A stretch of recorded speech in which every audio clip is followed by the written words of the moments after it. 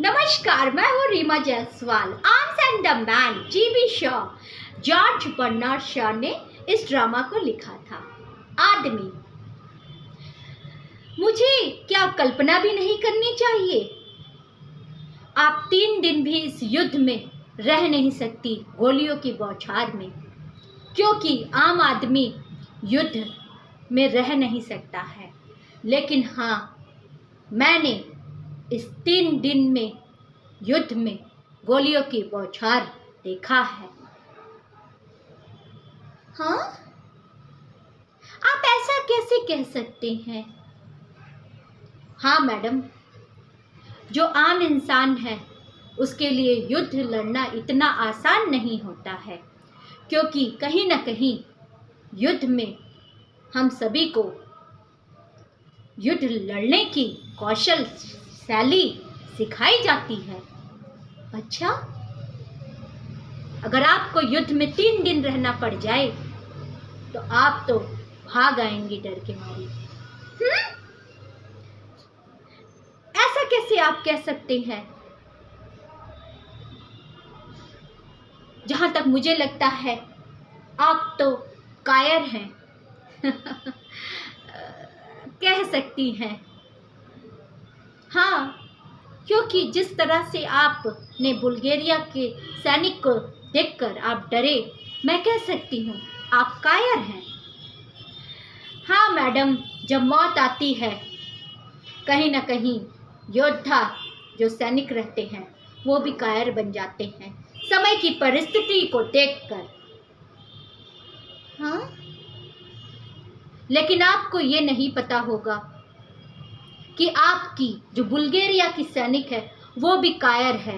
मैं कह सकता हूँ वो सर्बिया के सैनिक से भी ज़्यादा कायर है। आप ये कैसे कह सकते हैं? जहाँ तक मुझे लगता है आप कायर हैं, डरपोक भी हैं। आप जो माने मैं मान जाऊंगा, लेकिन यही सच्चाई है। आपकी बुल्गारिया की आधी सैनिक ने भी कभी बारूद को सूंघा नहीं होगा।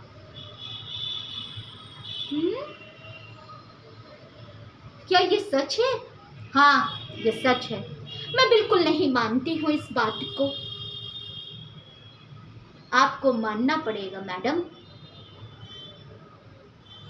अच्छा, आप क्या जानेंगी कि कैसे सैनिक टुकड़ी युद्ध में झोंक दी जाती है तोपों के बीच। घोड़सवारी जो युद्ध होती है वो उतनी अच्छी नहीं होती है। हाँ, कहीं ना कहीं रायना का जो भ्रम था युद्ध और वीरता को लेकर वो टूट रहा था। आप ऐसे कैसे कह सकते हैं? घोड़सवारी सैनिक ये तो बड़े योद्धा होते हैं। हाँ, होते हैं, लेकिन मैं कहूँगा ये मूर्ख होते हैं। आप ऐसे कैसे बोल रहे हैं? लेकिन जो पहले घोड़सवारी सैनिक रहा होगा, जो युद्ध में तोपों के बीच गया होगा, वो तो वीर होगा ना? बिल्कुल नहीं।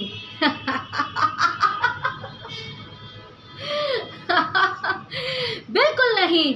मुझे लगता है वो तो सर्वेनिटीज के रोमानी रचना के नायक डॉन क्विक्सोटो की ही तरह मूर्ख था। आप कैसे कह सकते हैं कि वो पहला जो घोड़सवारी सैनिक था वो मूर्ख था?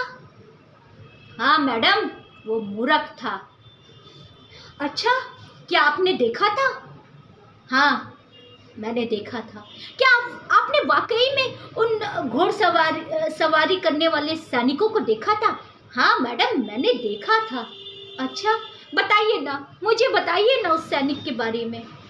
आप हंस क्यों रहे हैं? क्या करूं मैडम, आपने तो डॉन क्विक्सोटो के बारे में पूछ लिया। एक ऐसा नायक जो विशाल पर्वत की चोटियों पे को सैनिक समझ पड़ता है, और उन पे कूद पड़ता है। लेकिन वह पर्वत चोटी थी और वो उसी तरह जाता है मानो जैसे ये घोड़सवारी पे बैठा सैनिक जा रहा हो। अच्छा, लेकिन मैं ये नहीं मानती हूँ। वो पहला जो घोड़सवारी सैनिक था वह बुद्धिमान था। मैडम, आप इसलिए नहीं मान सकती हैं अगर आपने युद्ध देखा होता। युद्ध देखने के बाद भी तब भी आप ना मानती। लेकिन आप ये कैसे कह सकते हैं मैडम? इसे मूर्खता ही कहेंगे कि तोपों के बीच में सैनिक घोड़सवारों को इस तरह से छोड़ दिया जाता है। कहीं ना कहीं ये मूर्खता है। हाँ? अच्छा, वो दिखने में कैसा था वो पहला सैनिक घोड़सवारी पे जो था? मैडम, वो दिखने में तो बड़ा हैंडसम था, बहुत ही सुंदर था, लंबे कटकाठी का था, सुंदर था, नैन नक्श भी अच्छे थे, साथ भी उसकी मूछें भी अच्छी थी। हाँ, अच्छा, लेकिन वह उतना ही बेवकूफ था। हाँ, आप ये क्या कह रही हैं मैडम? आपको वास्तविकता नहीं पता है अभी युद्ध की। युद्ध में दो तरह के सैनिक होते हैं, एक युवा सैनिक और दूसरे वृद्ध सैनिक। जो युवा सैनिक होते हैं वो कहीं ना कहीं अपनी तलवार, अपनी बंदूकों को एक तरह से अपने जोश में दिखाते हैं। लेकिन जो वृद्ध सैनिक होता है वो कहीं ना कहीं थोड़ा सा डरा हुआ भी होता है, क्योंकि घोड़सवारी करते हुए वक्त उनके घुटने टूट जाते हैं। वो कायर नहीं होते हैं, लेकिन वो युद्ध की वास्तविकता को जानते हैं कि युद्ध कितना ही डरावना होता है। हाँ, ये युद्ध ना जाने कितने लोगों की जान को ले लेता है, ना जाने कितने बलिदान को मांगता है। अच्छा, लेकिन वृद्ध सैनिकों का कहीं ना कहीं अपने समूह के साथ चलना होता है। पहला जो घोड़सवारी सैनिक था वो चला आ रहा था, उसके पीछे 2-3 घोड़सवारी सैनिक और आते हैं, फिर समूह आ जाता है। समूह में ही कहीं ना कहीं वृद्ध सैनिक होते हैं। हाँ, यही सच्चाई है। लेकिन कहीं ना कहीं वो जो पहला घोड़सवारी सैनिक रहा होगा वो वाकई में वीर रहा होगा ना? मैडम, उस अभागे घोड़े को मैं क्या कहूँ? घोड़े की बात कहाँ से आ गई? क्योंकि मैडम, उस सैनिक को वो अभागे घोड़े ही तो भगा ले जा रहे थे। हाँ मैडम, ये आप कैसे कह सकते हैं? मुझे बताइए ना उस पहले सैनिक के बारे में जो घोड़सवारी कर रहा था, जो युद्ध को चीरता हुआ चला जा रहा था। मैडम, अगर आप मेरी बात को मानेंगे तो यही वास्तविक सच्चाई है युद्ध की। वो जो युवक था घोड़सवारी पहला करने वाला, वो तोपों के बीच से चला आ रहा था।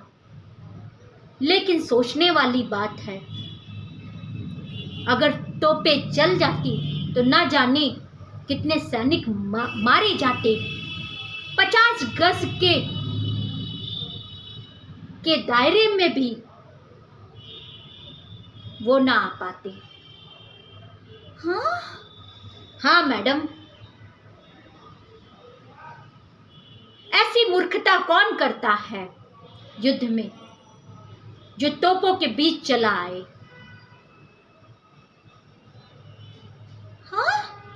हाँ मैडम, यही सच्चाई है। लेकिन मैं ये नहीं मान सकती हूँ। मैंने अभी तक जो भी देखा है यही देखा है कि आप कायर हैं। हाँ मैडम, आप मुझे कायर कह सकती हैं, क्योंकि जब गोलियां ना हो और खाने के लिए बस चॉकलेट हो तो क्या कहेंगी? अच्छा, आप तो चॉकलेट मैन हैं। ये भी ठीक है, आप मुझे चॉकलेट मैन भी कह सकती हैं, लेकिन यही सच्चाई है। कहीं न कहीं युद्ध निष्पक्ष ना था। ये आप कैसे कह सकते हैं? आप लोग हार गए तो हम क्या बुल्गारिया वासियों ने आप सबके साथ एक तरह से चीटिंग किया है, धोखा दिया है? हाँ, मैं कह सकता हूँ। कैसे? कोई इतना बेवकूफ नहीं होगा जो अकेला घोड़े पे चला आए तोपों के बीच में। कहीं ना कहीं उसे ये पता चल गया था सर्बिया के पास बारूद ख़त्म हो गए हैं और हमारी तोपें अब कम से कम 20 मिनट तक चल नहीं सकती हैं। हाँ? कहीं ना कहीं रायना का भ्रम टूटते हुए दिख रहा था। अच्छा, लेकिन ये कैसे? क्योंकि युद्ध बहुत ही निर्दयी होता है मैडम। तोपों और गोलियों के बीच में अगर कोई आ जाए तो कोई बिना मारे छोड़ता नहीं है। जब हमें ये बात पता चली कि हमारे पास बारूद जो हैं वो नकली हैं तो हम सब हंसने लगे। लेकिन कहीं ना कहीं हम सब बिल्कुल से ही एक तरह से सोच में पड़ गए और गुस्सा आने लगा, क्योंकि कहीं ना कहीं उस सैनिक को पता चल गया था हमारे पास जो बारूद हैं वो नकली हैं और अब हमारे पास तमंचा भी नहीं है और गोलियां भी ख़त्म थी। मेरे पास सिर्फ चॉकलेट थी। तब भी मैं हंस रहा था। लेकिन कहीं ना कहीं सोच रहा था कि अब हम सभी लोग मारे जाएंगे।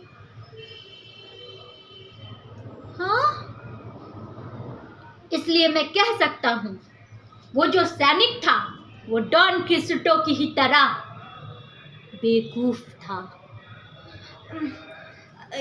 आप इतने श्योर कैसे कह सकते हैं कि वो बेवकूफ था? मैडम, आपने युद्ध नहीं देखा है इसलिए। अच्छा, कहीं ना कहीं रायना दराज के पास जाती है और वह जो आदमी रहता है उसे लगता है कि शायद वो उसके लिए चॉकलेट लेने गई होगी। लेकिन दराज से वो एक फ़ोटो निकालती है। क्या वो आदमी यही था? हाँ मैडम, ये वही था, वही कायर डरपोक आदमी था, वही बुद्धू था। लेकिन मैडम, आप कैसे जानती हैं इन्हें? इनसे मेरी सगाई हो चुकी है।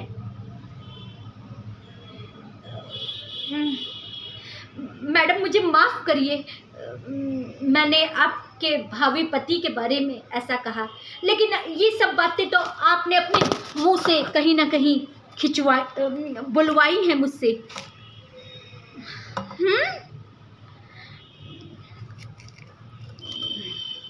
तो क्या अभी तक आप झूठ बोल रहे थे? नहीं मैडम, बिल्कुल नहीं। जो मैंने बोला वो सच्चाई थी। लेकिन आपने मेरे भावी पति की बेइज्जती की है, अपमान किया है और आपको सजा मिलेगी अब। सजा? मैडम, मुझे माफ करिए। मैडम, आपको नहीं पता वास्तविक युद्ध कैसा होता है, वास्तविक जो सैनिक होते हैं उनका व्यवहार कैसा होता है। लेकिन अब आप मेरा वास्तविक व्यवहार देखेंगे। अभी तक मैंने आपका काफ़ी आदर किया है, लेकिन अब आपको इस रूम में रहने का अधिकार नहीं है। मैडम मैं कहाँ जाऊँगा अभी? जिस तरह से आप आए थे वाटर पाइप से, उसी तरह आप उसी के द्वारा जाएंगे। हाँ, अरे नहीं मैडम, मैं किसी तरह वाटर पाइप पे चढ़ के ऊपर किसी तरह आया, और अब आप दोबारा मुझे मौत के मुंह में भेज रही हैं। नहीं, तुम चिंता मत करो, मैं बालकनी में जाकर देख लूंगी बाहर कोई सैनिक है तो नहीं, फिर तुम उसी पाइप के द्वारा चले जाना। अरे मैडम, आप समझ क्यों नहीं रही? इससे अच्छा मैं गोली ही खाकर मर जाऊं और वहीं उसी रोड पर सो जाऊं, पत्थर के रोड पर हवा खाते हुए। लेकिन अब आपको जाना पड़ेगा। आपने मेरे भावी पति पर अपमान किया है, कटाक्ष किया है उसके वीरता को लेकर। ठीक है मैडम, बहुत नींद आ रही है मैडम। ठीक है मैडम, मैं जा रहा हूँ। ठाई ठाई ठाई, जा रहा हूँ मैडम, धन्यवाद आपने मेरे लिए जो कुछ भी किया। ठाई ठाई, रुको, देखने दो पहले मुझे बालकनी पर। हाँ नहीं, तुम नहीं जा सकते हो, तुम अभी यहीं रहोगे। नहीं मैडम, आपका बहुत एहसानमंद रहूँगा ज़िंदगी भर। आपने मुझे खाने के लिए चॉकलेट दिया, आपने मुझे रहने के लिए कुछ देर यहाँ दिया, मैं आपका शुक्रगुजार ज़िंदगी भर रहूँगा। जाओ नहीं, चलो पीछे हटो, अभी कहीं नहीं जाना है। देख नहीं रहे हो बाहर गोलियां चल रही हैं? नहीं मैडम, अब मैं इन गोलियों का सामना करना चाहता हूँ। बिल्कुल नहीं, आपको मेरी आज्ञा माननी पड़ेगी। लेकिन अभी तक तो आप मुझे अपने रूम से निकाल ही रही थी मैडम। हाँ, लेकिन मैं इतनी क्रूर नहीं हो सकती हूँ ना कि किसी को जीवन दान देकर फिर मौत के मुंह में डाल दूँ। हाँ नहीं मैडम, मैं चलता हूँ। तुम्हें नहीं पता तुम किसके ऑर्डर को मना कर रहे हो? ये पेटकॉफ फैमिली है। हाँ, मैं पेटकॉफ हूँ। मुझे नहीं पता था मैडम। हाँ, हम लोग बहुत ही रईस लोग हैं, हमारी बुल्गारिया में काफ़ी धाक है। अच्छा, अच्छी बात है मैडम। Thank you everyone. यहाँ पर जीवी शॉ, जॉर्ज बर्नार्ड शॉ ये बताने की कोशिश करते हैं ड्रामा एक्ट फर्स्ट में। यहाँ पर वो ये बताने की कोशिश करते हैं जो युद्ध होती है वो आसान नहीं होती है, क्योंकि युद्ध में कहीं ना कहीं जो सैनिक होते हैं, जो सैन्य अधिकारी होते हैं, उनको बहुत ही एक तरह से प्रशिक्षण ट्रेनिंग दी जाती है ताकि वो युद्ध में विजयी हो। शायद यही वजह है कि आज हम देखते हैं कि जो भी युद्ध हो रहे हैं उसमें सैन्य जो अधिकारी होते हैं, सैनिक होते हैं, उन्हें प्रशिक्षण दिया जाता है।